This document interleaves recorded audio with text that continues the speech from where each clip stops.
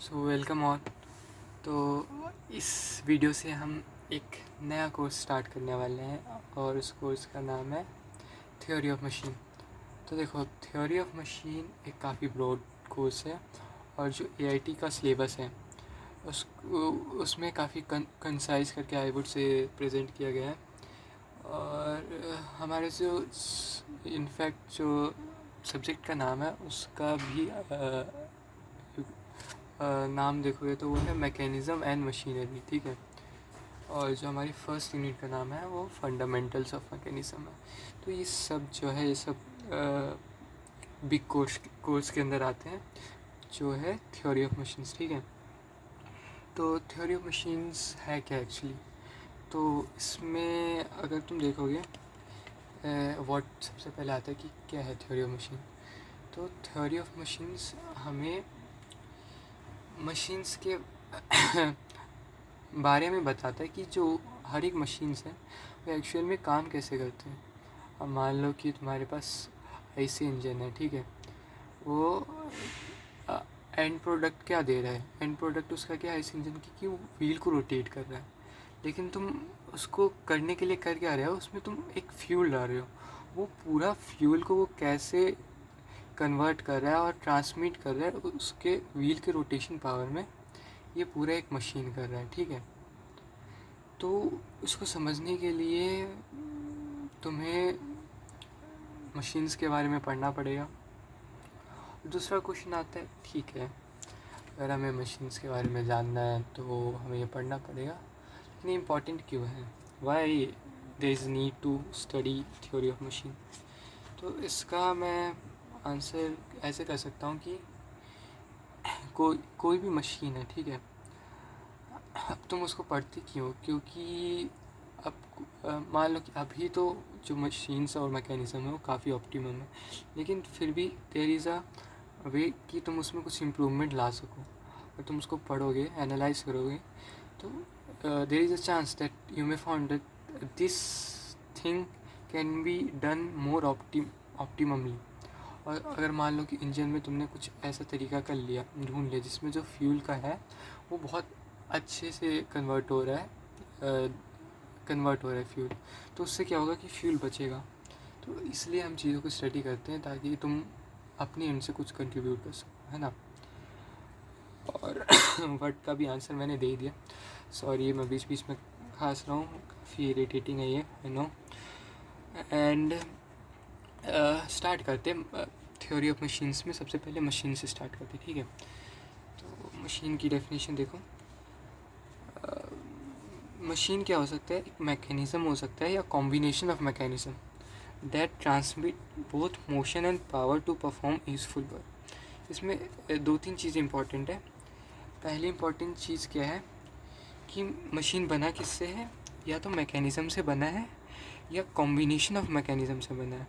अब मैकेनिज़्म भी further links और एलिमेंट से बनते हैं। अब लिंक्स क्या होते हैं उसको भी हम फर्दर डिस्कस करेंगे, बट अभी मेन पर्पज़ क्या है कि हम मशीन को समझते हैं।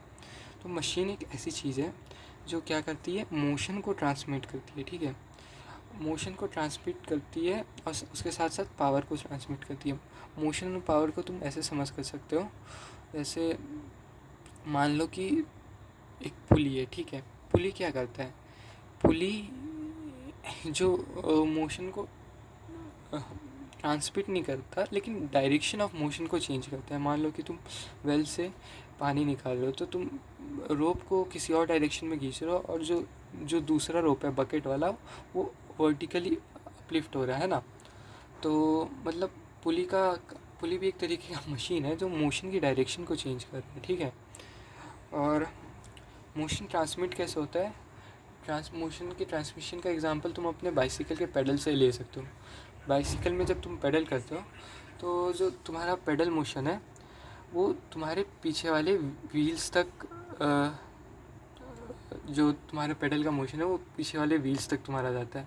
उसके साथ साथ जो तुम्हारे पेडल का मोशन है वो खाली मोशन नहीं ट्रांसमिट कर रहा, वो पावर को भी ट्रांसमिट कर रहा है। पावर मतलब वो कुछ फोर्स या कुछ टॉर्क को भी ट्रांसमिट कर रहा है।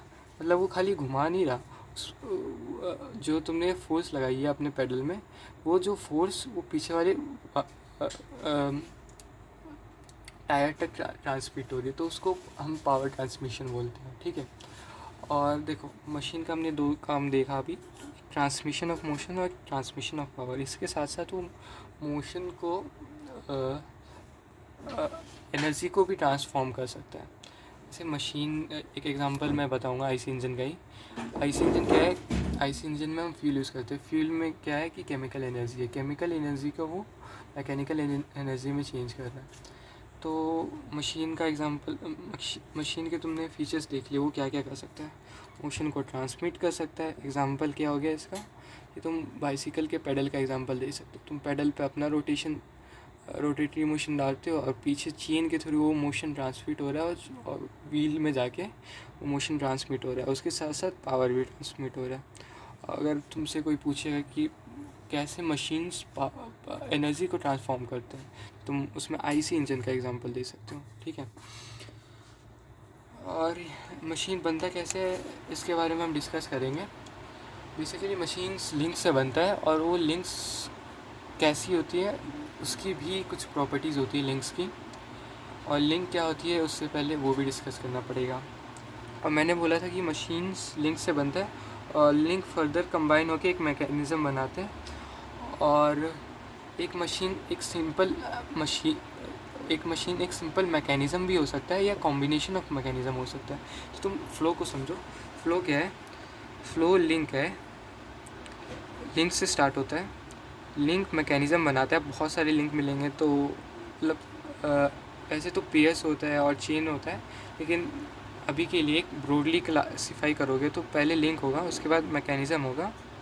अभी जो मैकेनिज़्म है, अगर ये मैकेनिज़्म एक यूज़फुल वर्क कर रहा है, ठीक है, यूज़फुल वर्क, तो हम इसको मशीन बोल देंगे, इस मैकेनिज़्म को ही मशीन बोल देंगे, ठीक है। वरना अगर एक मैकेनिज़्म सफिशिएंट नहीं है यूज़फुल वर्क करने के लिए, तो हम कॉम्बिनेशन ऑफ मैकेनिज़्म यूज़ करते हैं जो हमें यूज़फुल वर्क प्रोवाइड करा सके, तो उसको हम मशीन बोलते हैं, ठीक है। तो इसमें दो तीन चीज़ें इंपॉर्टेंट है मशीन में, कि कर क्या रहा है मशीन और हमें क्यों ज़रूरत है। मतलब हमें कोई वर्क करना है तो उसके लिए हम मशीन का यूज़ ले रहे हैं, ठीक है। और मैकेनिज़्म की भी डेफिनेशन देख लो। मैकेनिज़्म क्या है, combination of links that transmit और चेंजेस द मोशन। तो मैकेनिज़्म कोई यूज़फुल वर्क यहाँ पे प्रोवाइड नहीं कर रहा। मैकेनिज़्म का मेन काम क्या है कि मोशन को ट्रांसमिट कर सके और मोशन की डायरेक्शन को हो सके तो चेंज कर सके। जैसे स्लाइडर क्रैंक मैकेनिज़्म है, वो क्या करता है, जो रोटरी मोशन है उसको ट्रांसलेटरी मोशन में चेंज करता है। वो कोई हमें यूज़फुल वर्क नहीं प्रोवाइड कर रहा, ठीक है। यूज़फुल वर्क यू कैन से, अगर तुम उसमें जैसे उसके जो क्रैंक है उससे उसको व्हील से अटैच कर दोगे तो फिर वो एक यूज़फुल वर्क परफॉर्म करेगा, और तुम उसको फर्दर बोल सकते हो कि एक बेसिक सा मशीन जैसा काम कर रहा है। लेकिन जब तक खाली मैकेनिज़्म है, मतलब जब तक कोई यूज़फुल वर्क परफॉर्म नहीं कर रहा, तो वो मैकेनिज़्म है। मैकेनिज़्म भी ट्रांसमिट कर सकता है मोशन को और चेंज भी कर सकता है, लेकिन अगर वो कोई यूज़फुल वर्क नहीं परफॉर्म कर रहा तो वो सिर्फ एक मैकेनिज़्म है, कोई मशीन नहीं है। एक सिंपल मैकेनिज़्म का एग्जांपल मैं दे सकता हूँ जो मशीन भी है, जैसे स्टेपलर है। स्टेपलर का क्या काम है कि उसमें एक ही मैकेनिज़्म यूज़ हो रहा है कि वो पिन्स को पुश कर रहा है ना।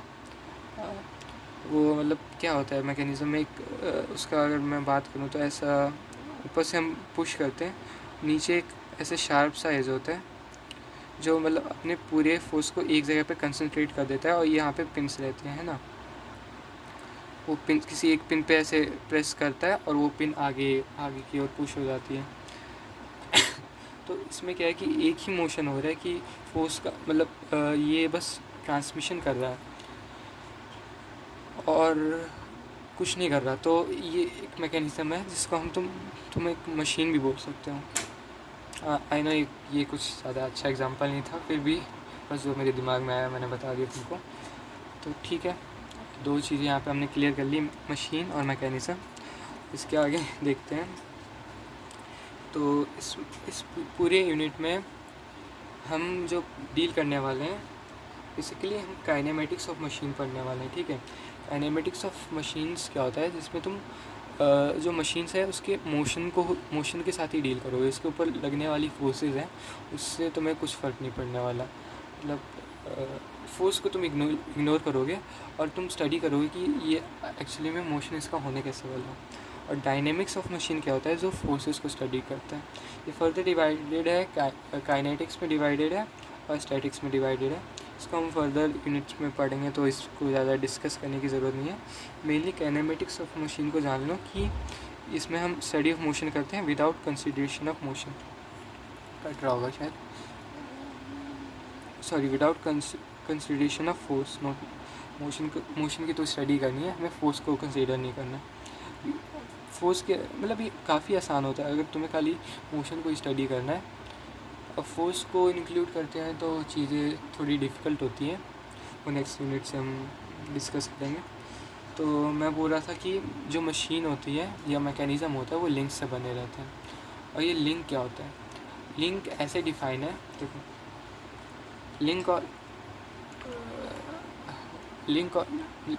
लिंक और element is that part of a machine which relative to some which has relative motion to some other part. मतलब अगर कोई एलिमेंट है, मान लो आप एक ड्रॉ कर ही देता हूँ, ठीक है। स्लाइडर क्रैंक करके ऐसे, ये क्रैंक हो गया तुम्हारा। और एक सेकंड है ना, यहाँ पे एक लिंक होती है, एक लिंक यहाँ पे होती है, और ये तुम्हारा एक लिंक होता है, 4 लिंक होते हैं। अब देखो इसमें क्या है, लिंक की डेफिनेशन क्या है कि हर जो एक लिंक है वो किसी एक लिंक से रिलेटिव मोशन में होना चाहिए, तभी हम उसको लिंक बोल सकते हैं। या तो वो फिक्स लिंक से रिलेटिव मोशन में हो, जैसे ये स्लाइडर है, ये फिक्स लिंक से रिलेटिव मोशन में। देख रहे हो, ये मतलब ये एक लिंक है, ये भी एक लिंक है, ये भी एक लिंक है, ये भी एक लिंक है। एक यहाँ पे स्लाइडर है, ये एक लिंक है, और ये लिंक है, और ये लिंक है। अब इस वाले लिंक की भी कुछ ना कुछ मोशन है जो इस वाले लिंक के रिलेटिव मोशन से, इस वाले लिंक के रिलेटिव मोशन से रिलेटेड है ना। और सिमिलरली इसका जो मोशन है इस वाले लिंक से भी रिलेटेड है ना। तो मतलब जो लिंक है उसका एक रिलेटिव मोशन होना चाहिए बाकी के लिंक से, तभी तुम उसको लिंक बोल सकते हो। मान लो कि ये दो अभी लिंक्स हैं, ठीक है। इन दोनों को मैंने जॉइन कर दिया, वेल्ड कर दिया, ठीक है। क्या फिर तुम इन दोनों को अलग अलग लिंक कहोगे? तो इसका सीधा सा आंसर है कि नहीं, क्योंकि इन दोनों के बीच में कोई भी रिलेटिव मोशन नहीं है। अगर तुम लिंक बोल रहे हो तो उनके बीच में रिलेटिव मोशन होना चाहिए। तो ये छोटा सा डिस्कशन था लिंक के ऊपर। और लिंक्स के टाइप्स होते हैं, जैसे एक तो टाइप हो गया रिजिड लिंक। वो क्या होता है, कोई भी मतलब अगर वो मोशन ट्रांसमिट कर रहा है तो वो किसी भी तरह के डिफॉर्मेशन के अंदर नहीं जाता, तो उसको हम रिजिड लिंक कहते हैं। एग्जांपल हो गया तुम्हारा कनेक्टिंग रॉड। दूसरा हो गया फ्लेक्सिबल लिंक। ये क्या होता है कि पार्शियली डिफॉर्म हो जाता है वाइल ट्रांसमिशन की मोशन।